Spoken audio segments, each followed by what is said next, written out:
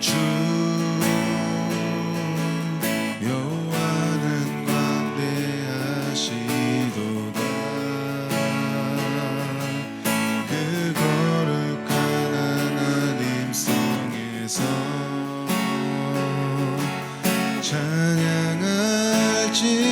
찬양할지어다.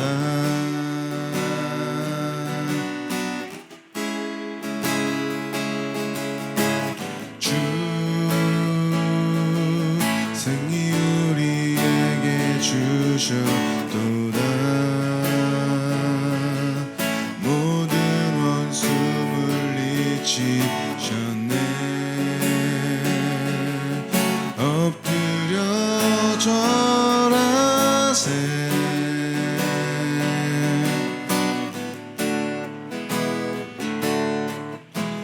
주의 크신 이름 높이며 우리에게 행하신 위대한 일 감사하세. 오 주의 신실하신 그 사랑 온 땅과 하늘 위에 계셔 홀로 영원하신 이름.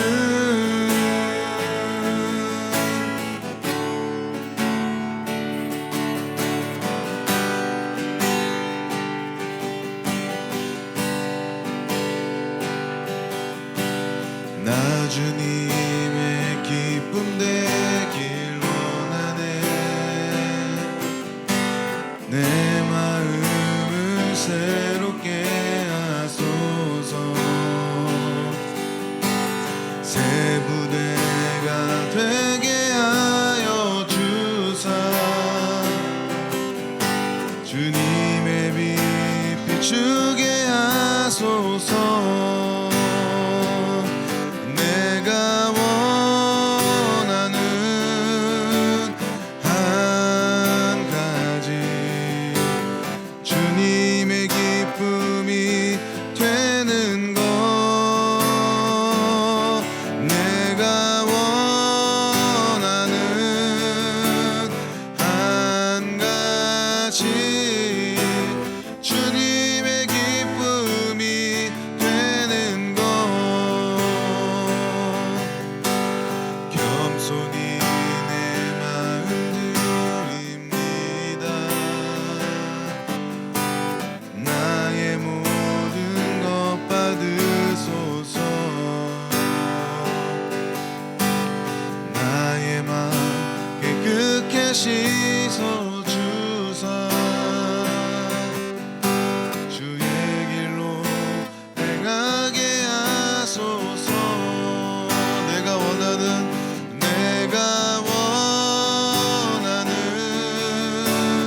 한 가지 주님의 기쁨이 되는 것. 내가 원하는 한 가지 주님의 기쁨이 되는 것.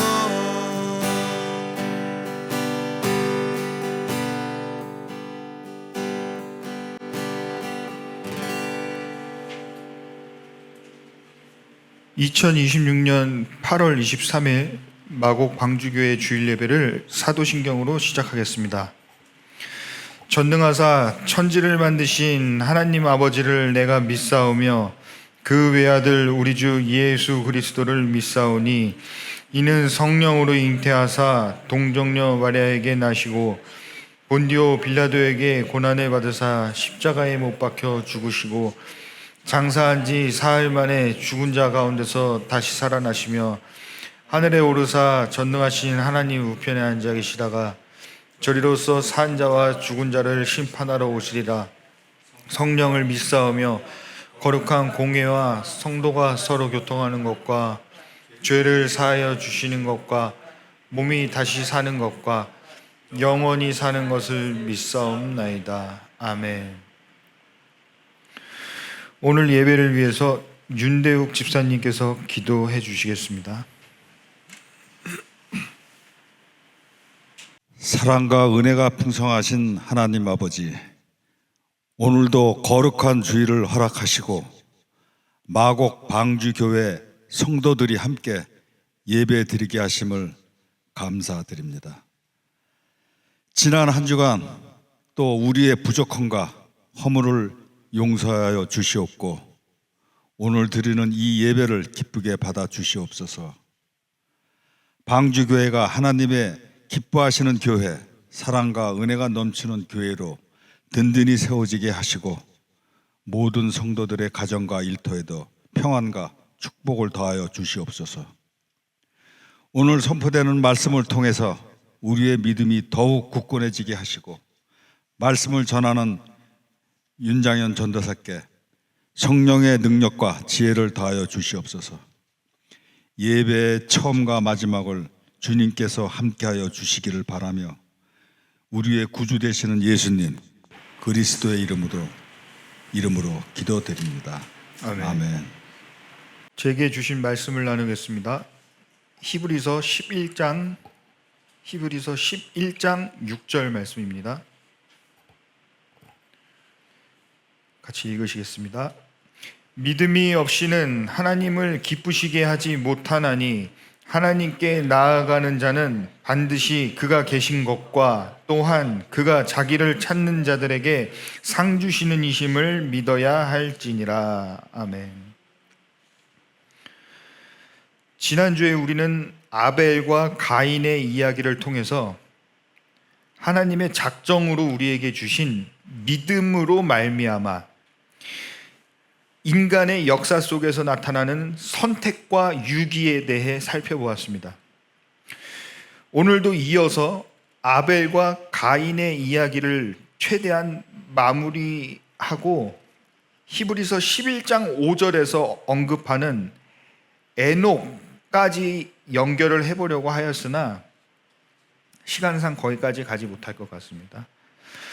아벨과 가인의 이야기에 대해서 요한일서가 명확하게 이야기하고 있습니다. 요한일서 3장 12절입니다. 제가 읽겠습니다. 가인같이 하지 말라. 그는 악한 자에게 속하여 그 아우를 죽였으니 어떤 이유로 죽였느냐? 자기의 행위는 악하고 그의 아우의 행위는 의로움이라. 그는 악한 자에게 속하여 라고 나오는데 속하여에 사용된 헬라어 n은 에이미라는 헬라어의 미완료형입니다. 미완료형이란 진행하고 있었다 또는 지속되는 상태 또는 반복적이거나 습관적으로 계속되는 상태를 뜻합니다. 만약 n이라는 단어 대신에 에이미라는 헬라어가 사용되었다면 그는 악한 자에게 속하여 있었다로 번역되므로 일회적 또는 제한적 또는 한시적으로 속하였다는 뜻으로 번역되었을 텐데 본문에 사용된 미완료형인 n은 앞서 본 것처럼 일시적인 상태가 아니라 지속적, 존재론적 소속 상태를 나타냅니다. 즉 본문에 사용된 헬라어의 쓰임대로 직역하면 가인같이 하지 말라. 그는 악한 자에게 속한 상태였다. 그는 악한 자에 속해 있었다. 등의 뜻으로서 악한 자 그 자체였다는 뜻이 됩니다.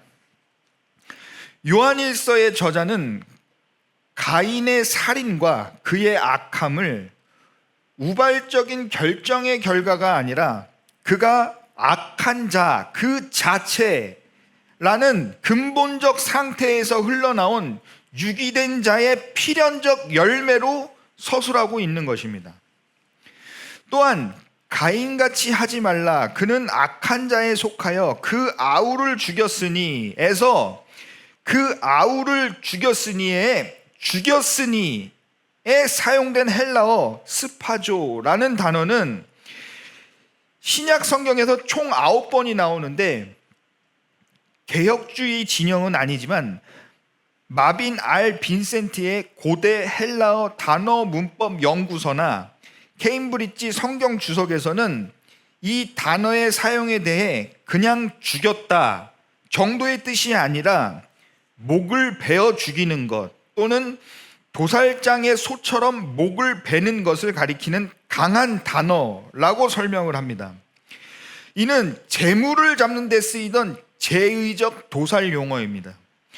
요한일서의 저자 요한은 자기가 쓴 다른 성경 요한계시록에서도 다시 이 단어를 사용합니다. 그 용례를 살펴보겠습니다. 요한계시록 5장 6절 보시겠습니다. 제가 읽겠습니다. 내가 또 보니 보좌와 내 생물과 장로들 사이에 한 어린 양이 서 있는데 일찍이 죽임을 당한 것 같더라. 그에게 7뿔과 7눈이 있으니 이 눈들은 온 땅에 보내심을 받은 하나님의 7영이더라. 장로들 사이에 한 어린 양이 서 있는데 일찍이 죽임을 당한 것 같더라 에서 어린 양은 그리스도에 대한 상징적 표현인데 일찍이 죽임을 당한 것에 사용된 단어가 요한일서 3장 12절과 똑같은 단어 스파조가 사용되었습니다. 즉 요한은 구약 성경 창세기에서 가인이 아벨을 죽였을 때를 증언하는 창세기 4장 8절에 가인이 그의 아우 아벨을 쳐 죽이니라 에서 죽이니라에 사용된 히브리어 하라그라는 단어가 죽일 의도로 때리다 또는 살해하다 정도의 의미만을 갖고 있었음에도 불구하고 그대로 인용하지 않고 일부러 의도를 갖고서 아벨의 죽음이 그리스도의 모형임을 강조하고 있는 것입니다. 즉 요한은 요한일서에서 내용적인 부분은 창세기의 본문을 인용하고 있으면서도 한편으로는 굳이 더 격렬하고 제의적인 단어를 선택하였고 또 요한계시록에서 그리스도의 죽음을 묘사할 때도 다시 동일한 단어를 사용함으로써 그의 신학적인 선택과 표현을 분명히 한 것입니다. 다시 요한 1서로 돌아가서 3장 12절의 후반부를 보시겠습니다. 어떤 이유로 죽였느냐? 자기의 행위는 악하고 그의 아우의 행위는 의로움이라. 여기에서 그의 아우의 행위는 의로움이라. 그의 아우의 의로운 행위. 즉 많은 기독교인들이 눈에 불을 켜고 찾는 의로운 자의 행위가 무엇인지 이 구절 전에 요한일서 3장 6절부터 11절까지 쭉 설명이 되어 있습니다. 그리고 의로운 행위는 바로 아벨의 행위였다는 것이 이 부분의 문맥상 연결이며 그것을 요한일서 3장 12절 후반부가 결론 짓고 있다는 것입니다. 아마 여러분께서는 지금 저하고 요한일서 3장 12절을 보시기 전까지는 평소 요한일서 3장 6절부터 11절까지를 읽으시면서 그래 죄 짓지 말아야지, 착하게 살아야지, 서로 사랑해야지, 서로를 섬겨야지 이렇게 생각하셨을 것입니다. 요한일서 3장 6절부터 11절까지 이해가 쉽도록 세 번역으로 보시겠습니다. 제가 읽겠습니다. 그러므로 그리스도 안에 머물러 있는 사람마다 죄를 짓지 않습니다. 죄를 짓는 사람마다 그를 보지도 못한 사람이고 알지도 못한 사람입니다. 자녀된 이 여러분, 아무에게도 미혹을 당하지 마십시오. 의를 행하는 사람은 하나님이 의로우신 것과 같이 의롭습니다. 죄를 짓는 사람은 악마에게 속해 있습니다.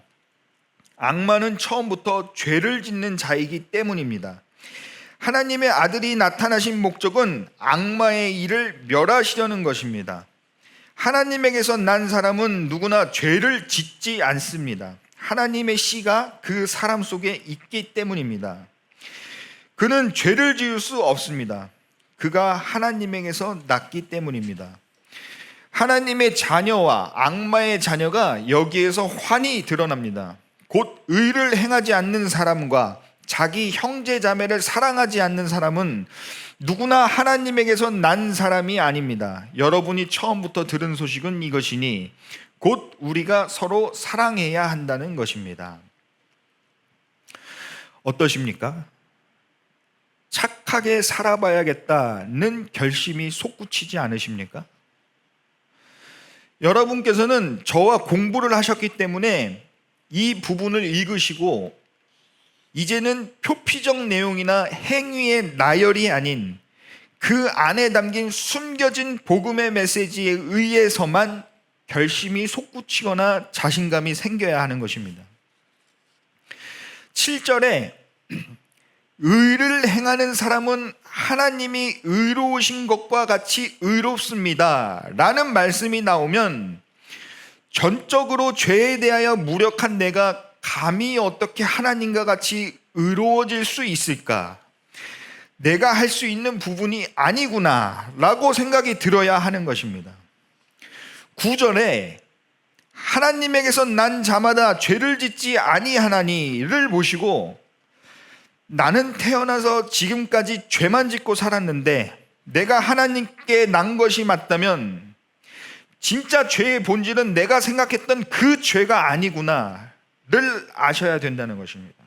또 10절 무릇 의를 행하지 아니하는 자나 또는 그 형제를 사랑하지 아니하는 자는 하나님께 속하지 아니하다라고 하는데 나는 형제를 온전히 사랑하지 못하는 사람인데 형제란 무엇이고 사랑한다는 무엇일까? 라고 생각하셔야 하는 것이며 11절에 여러분이 처음부터 들은 소식은 이것이니 곧 우리가 서로 사랑해야 한다는 것입니다 를 읽으시고서는 우리는 서로 사랑해야 하는데 그리고 우리가 처음부터 들은 소식이 뭘까?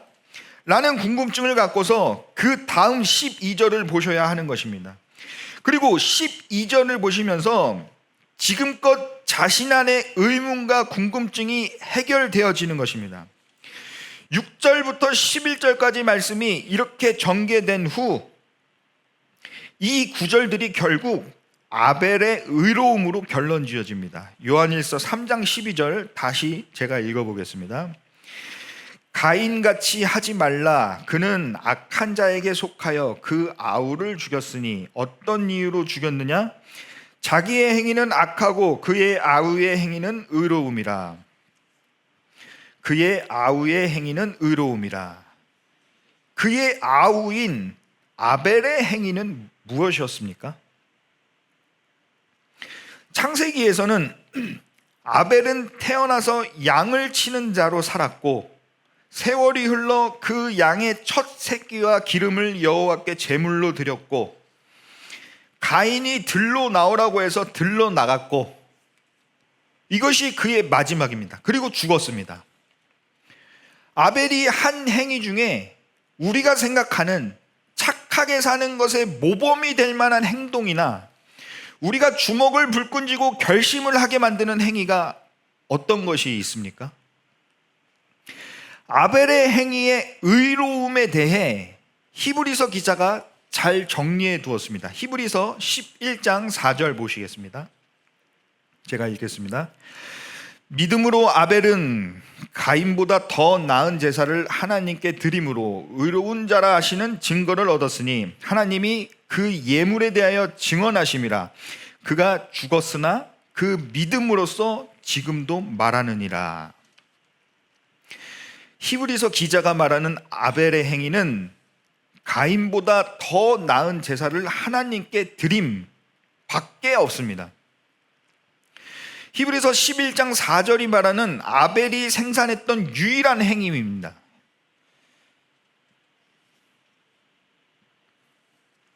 아벨의 제사가 가인의 제사보다 더 나은 제사였던 이유는 무엇입니까? 저번 주에 살펴보았듯 양은 당시 먹을 수도 없었고 하나님께서 아담과 하와에게 가죽옷을 지어 입히신 것을 계기로 아마 제사를 드릴 때만 사용되었던 것 같습니다. 그 제사 드릴 때 말고는 아무 쓸데도 없는 양을 기르는 일을 평생 했다는 것은 아벨의 마음속에는 우리의 죄를 잊지 않습니다 라는 고백이 있었기 때문일 것입니다. 즉 창세기 3장에 너는 흙이니 흙으로 돌아갈 것이니라 하셨던 하나님의 말씀이 그대로 그의 삶을 이끌어 가고 있었던 것입니다. 하나님처럼 신이 되어버린 피조물이 다시 원래 피조물의 자리로 하나님만이 창조주이심을 인정하고 오롯이 하나님의 통치만을 받는 그 날을 아벨은 살고 있었던 것입니다. 그리고 이 아벨의 행위는 어디에서 시작되었습니까? 히브리서 기자가 말합니다. 믿음으로 아벨은 하나님께서 주신 믿음으로 아벨은 이것이 바로 그의 의로움이었던 것입니다. 믿음은 하나님의 작정 속 선택에 의해 하나님 측에서 먼저 우리에게 주시는 것이라고 지난번에 배웠습니다. 하나님께서 주신 믿음 때문에 아벨은 성경이 그를 의롭다라고 증거하고 있는 것입니다. 다시 말해 요한일서 3장 6절부터 11절이 말하고 있는 착한 행위들은 하나님이 주신 믿음에 의해 이끌려가는 아벨이 그의 짧은 인생 속에서 너는 흙이니 흙으로 돌아갈 것이라는 하나님의 축복에 의해 붙잡힌 바 되어 끌려가는 것으로 결론 지어지는 것입니다. 이것을 의롭다라고 말씀하고 계신 것입니다. 하나님께서 먼저 주신 믿음이 있는 자들에게는 생명의 성령의 법이 죄와 사망의 법에서 해방시켜 버렸기 때문에 하나님 자신이 의로우신 것과 같이 우리도 의롭다고 칭해 주시는 것이며 하나님의 씨가 우리 속에 있기 때문에 우리는 우리가 생각하는 죄를 계속해서 짓고 있음에도 예수의 피에 의해 그것이 가려져 더 이상 하나님께서 우리의 죄를 보지 않는 것이며 하나님이 주신 믿음에 의해 인생 속에서 우리의 자아가 양도되었기 때문에 우리는 자기의 유익을 구하지 아니하고 형제 자매를 사랑할 수 있게 된다는 것입니다. 왜냐하면 자신이 영원한 죽음에서 건져져서 영원한 생명으로 옮겨졌다고 유일하게 말하고 있는 그 복음이 우리를 불가항력적으로 사로잡고 있기 때문입니다. 그리고 더 나아가 요한일서 3장 10절에서 말하는 우리가 사랑해야 할 형제 자매가 바로 아벨을 가리키고 있는 것이며 아벨은 곧 예수 그리스도의 모형임을 말씀을 통해서 깨닫게 되고 이 구절들의 최종 결론이 아벨의 원형인 예수 그리스도를 사랑하게 되는 것임을 말씀 속에서 발견해야 된다는 것입니다. 아벨의 죽음은 세상에서 바라볼 때 허구한 날 아무 쓸모도 없는 양이나 키우면서 시간만 죽이던 청년의 하찮은 죽음이었을 것입니다. 당시에는 법이라는 것이 따로 없었기 때문에 그저 강한 것이 법이었던 시대 속에서 아벨은 약함이라는 사회 악으로 규정되어 죽임을 당하는 것이 어쩌면 당연했던 것인지도 모르겠습니다. 그래서 그런지 아벨이 죽고 나서 아담과 하와가 슬퍼했다는 구절도 성경에는 없습니다. 설령 슬퍼했다 하더라도 성경의 초점은 거기에 없었던 것입니다. 아벨은 죽임당했지만 그를 사로잡고 있던 믿음으로 말미암아 오늘날까지도 이처럼 우리에게 예수를 소개하고 있는 것입니다. 분명 아벨과 가인이 살아있던 시대에는 율법이 없었기 때문에 약자가 도태되고 강자가 살아남는 것을 당연한 이치로 여겼을 것입니다. 꼭 가인의 살인이 도덕적으로나 율법적으로 나빴다라고 생각되는 것이 오해일 수도 있다는 것입니다. 하나님께서 아벨을 죽인 가인에게 저주를 하시자 가인의 첫 마디가 이 형벌은 제가 짊어지기에 너무 무겁습니다 였습니다. 저는 가인의 이 반응이 당시 사람들의 살인에 대한 인식을 반영하고 있다고도 생각합니다. 부모가 형제를 낳았는데 둘이 싸워서 한 명이 한 명을 죽였고 부모는 또 아들을 낳았다는 것도 이해하기 쉽지는 않은 부분입니다. 아마도 아담과 하와도 마음은 아팠겠지만 강한 것이 살아남는 법이고 약한 것은 죄악시에 쓸 당시 사회 풍조 속에서 이 사건을 받아들이지 않았을까 싶기도 합니다. 만약 제 예상이 맞다면 요즘에도 별반 다를 것이 없는 기복주의를 바탕으로 가난한 것은 죄다 라고 설교하는 이른바 번영신학을 설파하는 목회자들이 여전히 승승장구하고 있습니다. 이들에 따르면 당신이 지금 가난하다는 것은 당신의 삶에 죄가 있다는 뜻이다 라는 것입니다. 이들이 말하는 구원이란 그리스도의 속죄에는 물질적 가난으로부터의 해방도 포함된다고 가르칩니다. 따라서 신자가 계속 가난하다면 믿음이나 순종에 문제가 있다고 보는 것입니다. 개인적으로 평가하자면 종교도 아니고 미신도 아니고 그냥 착한 척하는 일종의 연기나 거룩한 척하는 스킬 정도를 가르쳐주는 강사 정도로 생각하시면 된다고 생각합니다. 여러분들은 이제 믿음이 뭔지 아시잖아요? 여러분께서 성경을 공부하시면서 날마다 말씀을 통해 예수를 배우셔야 합니다. 성경에 적그리스도라는 말이 있습니다.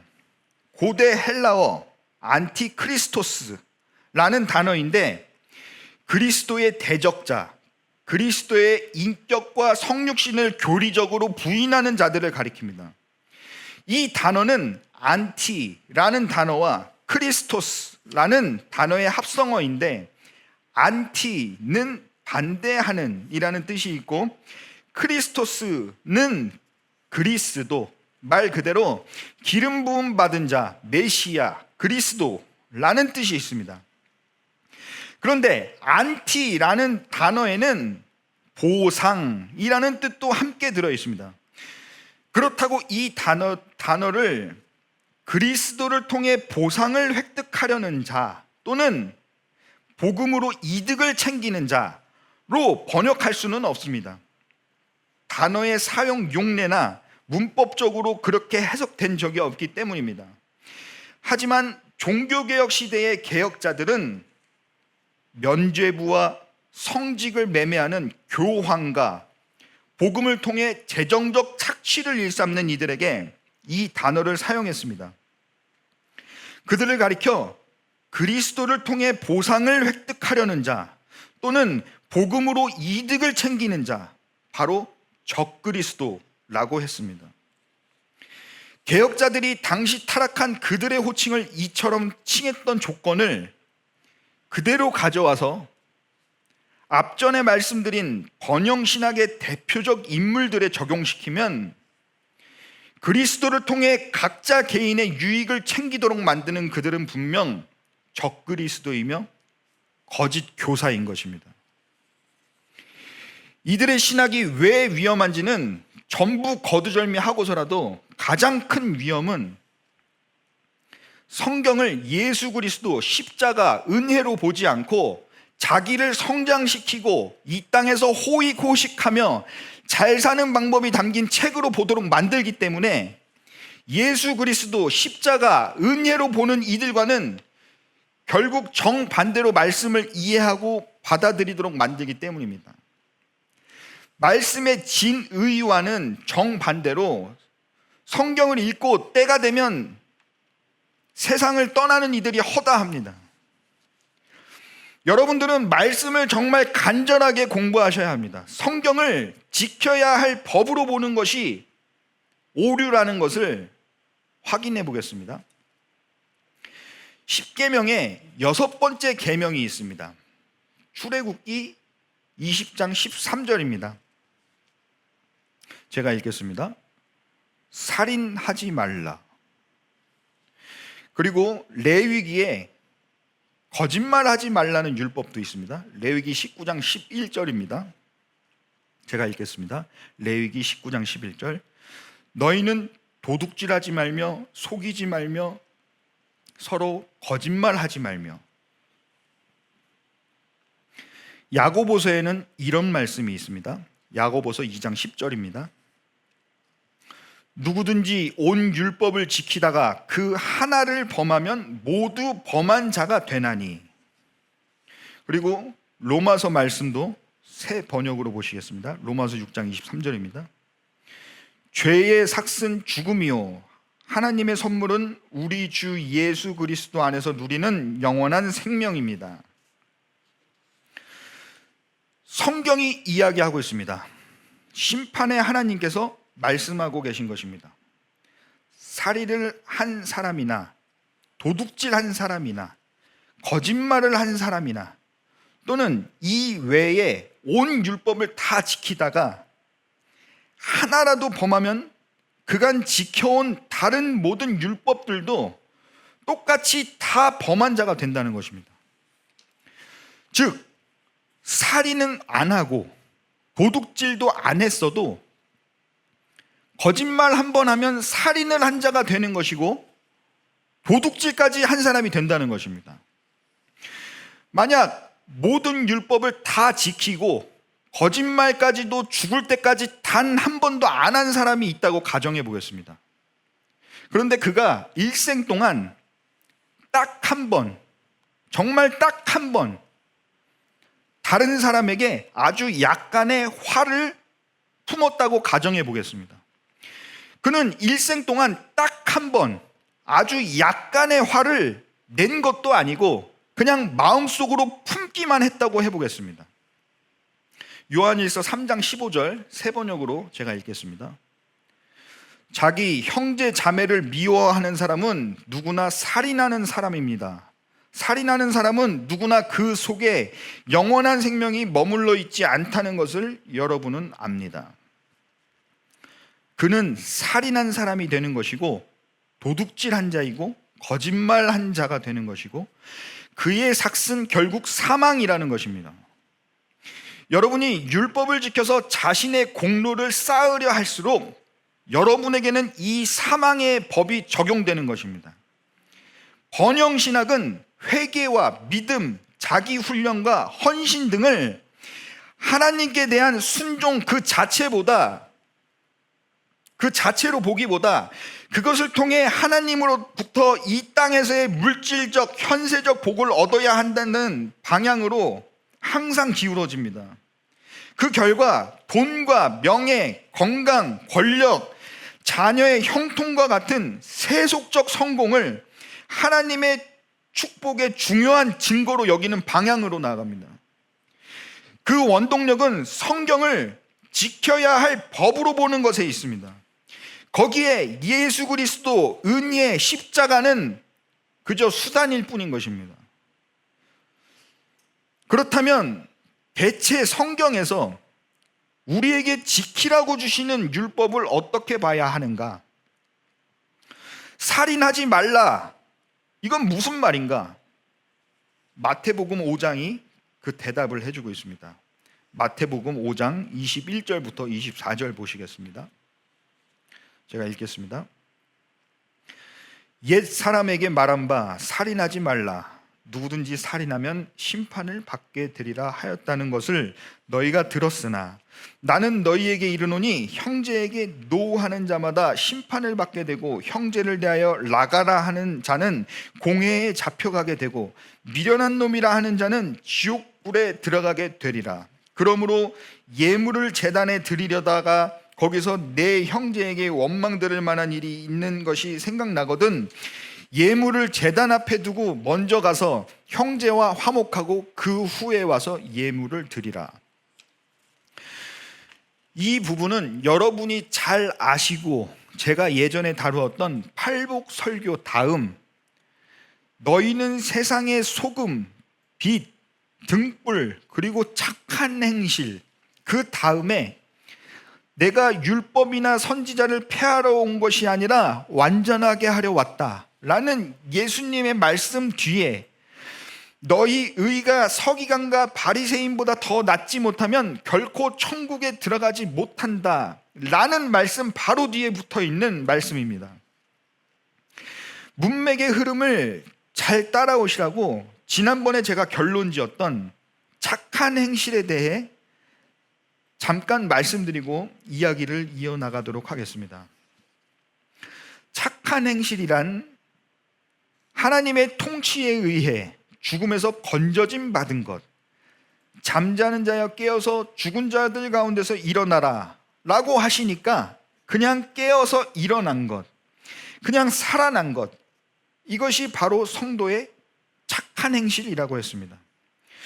죽음에서 건져짐 받은 자의 그 심령, 구걸하지 않으면 연명할 수 없는 상태, 그 정도로 자아가 죽고 오로지 하나님만 의존하는 절대적 하나님 의존적 존재가 되는 것, 바로 예수께서 행하셨던 그 자기 부인의 삶이 우리의 인생 속에서 또 한 번 하나님의 통치에 의해 하나님의 견인으로 시작되고 이루어지고 있는 상태가 성도에게 요구되는 착한 행실이라고 말씀드렸습니다.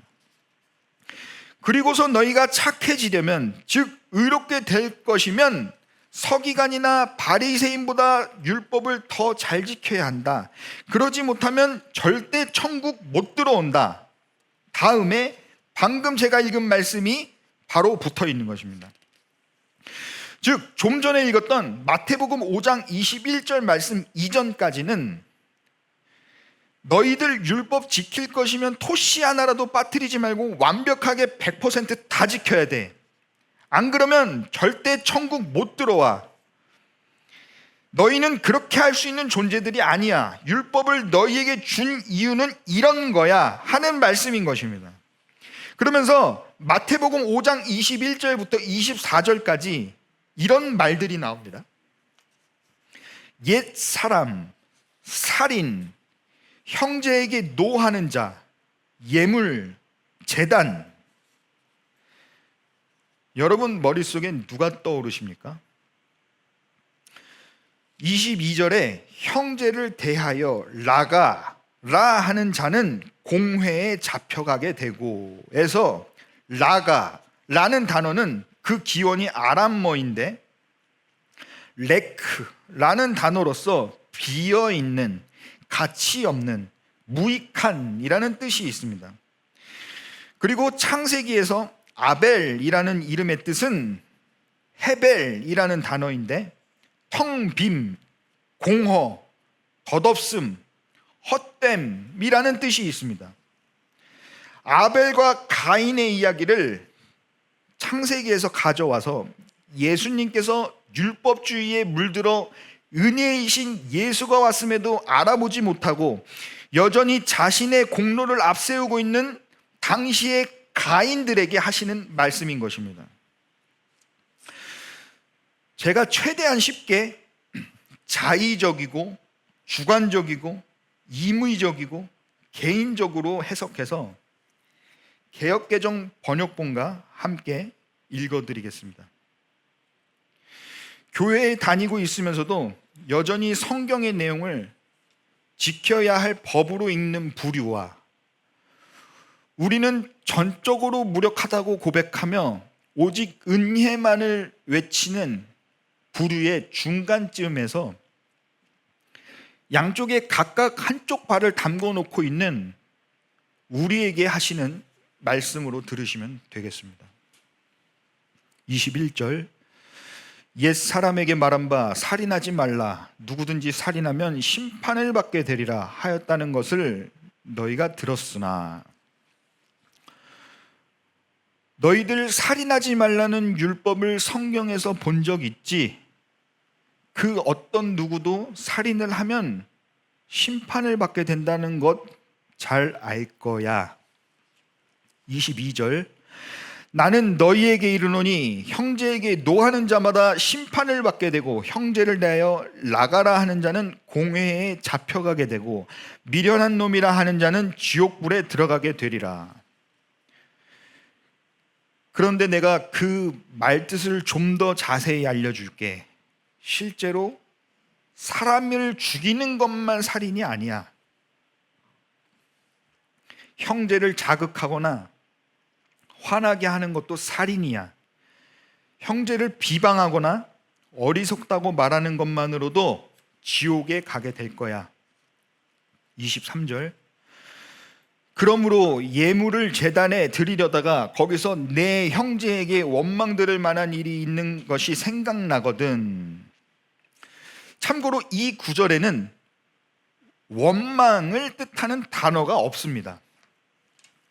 내 형제에게 원망 들을 만한 일이 있는 것이 생각나거든이 아니라 내 형제가 너를 향해 무엇인가 갖고 있는 것이 생각나거든입니다.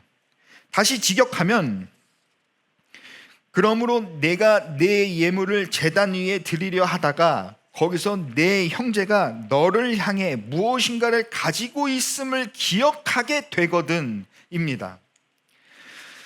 이것을 다시 저의 자의적 해석을 이어서 하면, 너희가 율법을 지켜서 구원의 너희 공로를 쌓으려다가도 너희 잘난 맛에 너희가 정죄했던 자들 기억하지?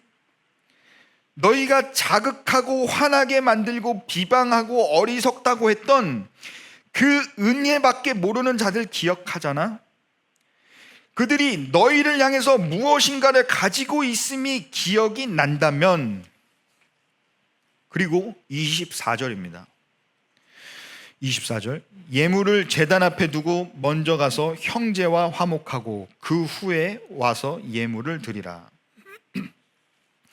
이 구절에서도 예물을 제단 앞에 두고 먼저 가서 형제와 화목하고에서 화목하고에 사용된 디알라소라는 단어는 성경 전체에서 이 부분에서 딱 한 번 나오고 그 용례를 찾을 수가 없습니다.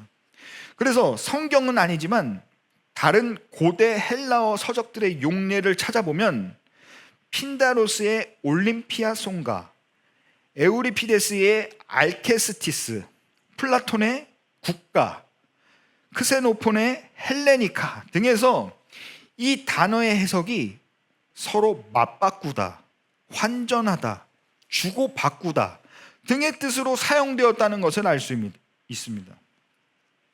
이를 참고하여 저의 자의적 해석을 해본다면, 너희의 율법 지킴으로 공로 쌓기를 그만 멈추고 그들에게 먼저 가서 너희들이 갖고 있는 자기 의의를 그들이 갖고 있는 은혜와 바꾸어라. 즉 그들에게 은혜를 배워라. 그리고 와서 그 은혜를 통해 알게 된 자기 부인을 주님 앞에 내어드려라 인 것입니다. 그리고 이 부분에 숨겨진 결론은, 살인하지 말라는 계명은 가인아 아벨을 죽이지 마, 율법아 은혜를 죽이지 마, 하나님처럼 된 인간아 너희가 스스로 율법을 지켜내어 공로를 쌓는 것은 또다시 예수를 십자가에 못 박고 있는 것이다. 살인하지 말라, 예수를 또다시 십자가에 못 박지 마인 것입니다. 다시 말해 살인하지 말라라는 10계명 중 6번째 계명의 본뜻은 너희끼리 서로 죽이지 마라는 표피적 뜻도 갖고 있지만, 그 계명이 궁극적으로 가리키는 것은 아벨의 원형인 예수 그리스도를 더 이상 십자가에 못 박지 말라, 희생제사 드리지 말라는 것입니다.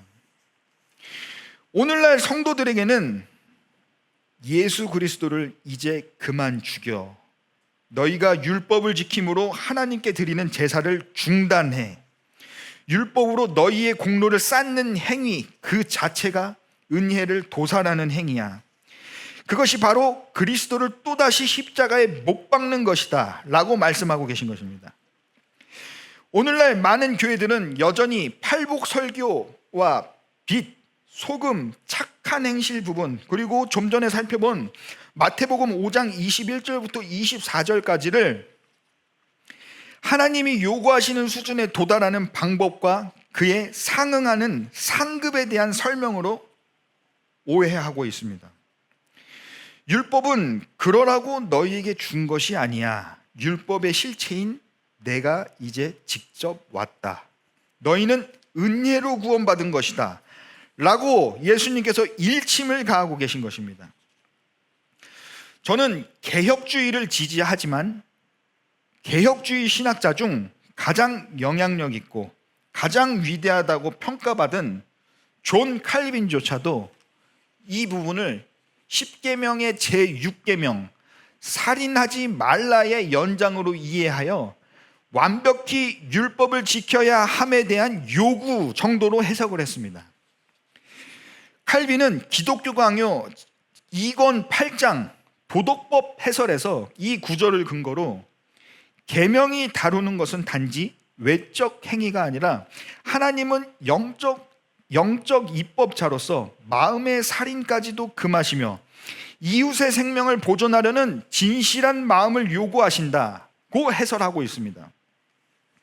즉 살인하지 말라는 소극적 금지는 논리적으로 이웃의 생명을 힘써 보존하라는 적극적 명령을 함의한다는 것이 칼빈의 유명한 대유법, 즉 부분을 말하면서 전체를 가리키는 표현법의 해석 원리이며 예수님이 마태복음 5장에서 바리새인의 문자적 축소 해석을 논박하고 계명의 본래 범위, 분노나 미움까지를 회복시키신 것이 바로 이 원리의 실제적 사례라고 주장을 했습니다. 그의 논지는 형제 사랑의 결핍이나 미움 자체가 이미 살인의 영적 뿌리라는 것입니다. 쉽게 말해 율법을 지킬 때 겉으로 하는 척만 하지 말고 온 마음과 정성을 다해 진실되게 지키라는 수준인 것입니다. 물론 그의 주장이 맞습니다. 하지만 여기서 더 나아가 그 조건에 내가 부적합하다는 것을 여러분께서는 깨달으시고 아벨과 같이 죽어질 때 놀라지 말고 두려워하지 말고 예수를 바라보셔야 하는 것입니다. 이것이 바로 살인하지 말라는 계명이 바로 예수 그리스도로 종결지어지게 되는 것입니다. 율법은 결코 우리를 살찌우는 도구가 되어서는 안 됩니다. 그렇게 되면 성경을 잘못 읽고 있는 것입니다. 그렇다면 살인이 그 살인이 아니면 막 살아도 되는 거냐고 또 제게 물으실 것입니다. 저의 대답은 하나님께서 주신 믿음이 여러분 안에 있다면 여러분께서 막 살아갈 목표를 갖고 열심히 최선을 다해서 노력한다고 해도 그 믿음이 여러분의 뜻대로 실행하도록 가만히 내버려 두지 않을 것입니다. 입니다. 또 그런 무책임한 말을 하는 너는 도대체 뭐냐? 라고 물으실 수 있을 것입니다. 저는 신학자도 목사도 아무것도 아니고 믿음으로 예수 믿는 사람입니다. 찬양하시겠습니다.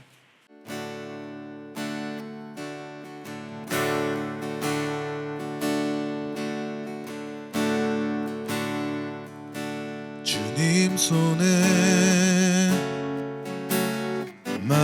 맡겨드리리 나의 삶 주님께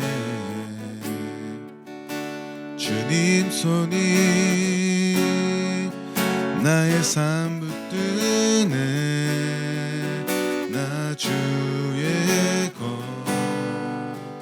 영원히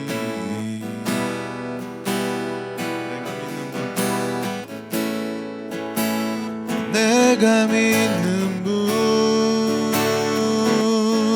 예수 내가 속한 분 예수 삶의 이유 되시네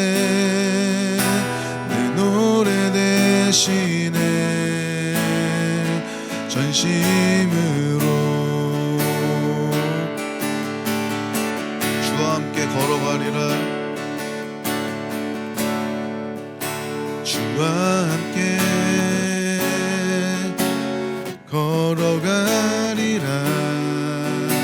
모든 길을 주실래.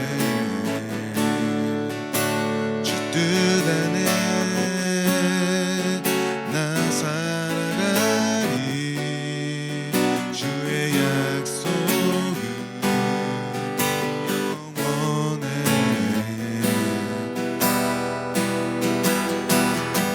내가 믿는 분, 내가 믿는 분, 예수. 내가 속한 분, 예수. 삶의 이유 대신에 내 노래 대신에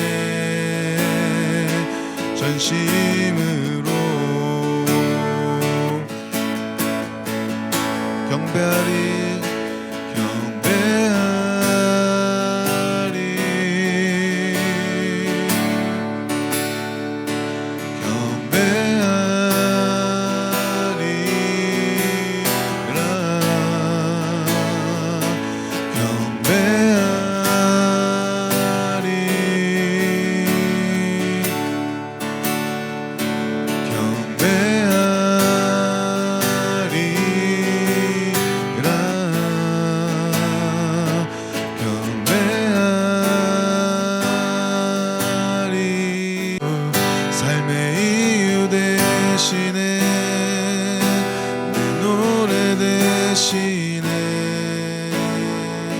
전심으로.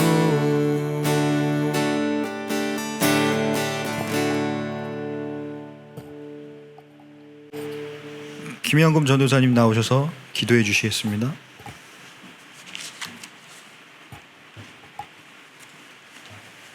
하나님 아버지 감사합니다. 생명의 성령의 법이 죄와 사망의 법에서 우리를 해방시켜 주신 하나님 아버지 감사합니다. 그럼에도 불구하고 저희가 말씀을 잘 몰라서 하나님의 뜻대로 그리스도 안에 산다고 하지만 제대로 살지 못했던 것들을 말씀을 통해서 알게 하신 하나님 아버지 감사합니다. 하나님, 오늘 주님 각자에게 우리에게 주신 말씀으로 정말 주님 우리의 삶에서 우리가 소속되어 있는, 우리가 밟고 있는 그 땅에서 하나님의 뜻이 뭔지 예수 그리스도 안에서 한 주간에도 풍성한 삶을 살아내기 원합니다. 우리 안에 계신 성령님께서 우리를 인도해 주시고 예수님의 뜻이 무엇인지 분별하며 살아가는 한 주간이 되게 하여 주시옵소서. 주님 감사합니다. 우리를 오늘도 승리로 이끌어 주시는 예수 그리스도의 이름으로 감사하며 기도합니다. 아멘. 오늘 우리 또 권사님이 이렇게 저희 방주교회를 찾아주셔서 너무 힘이 됩니다. 그리고 감사합니다.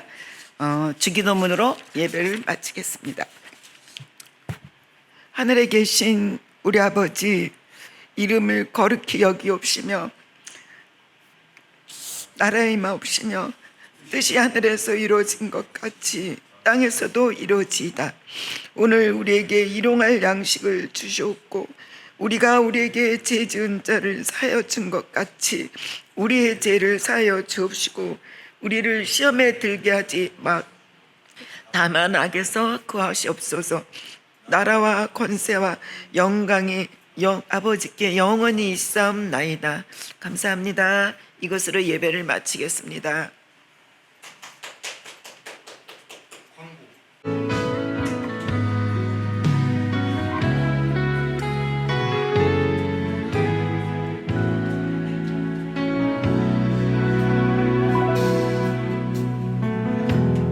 따스한 서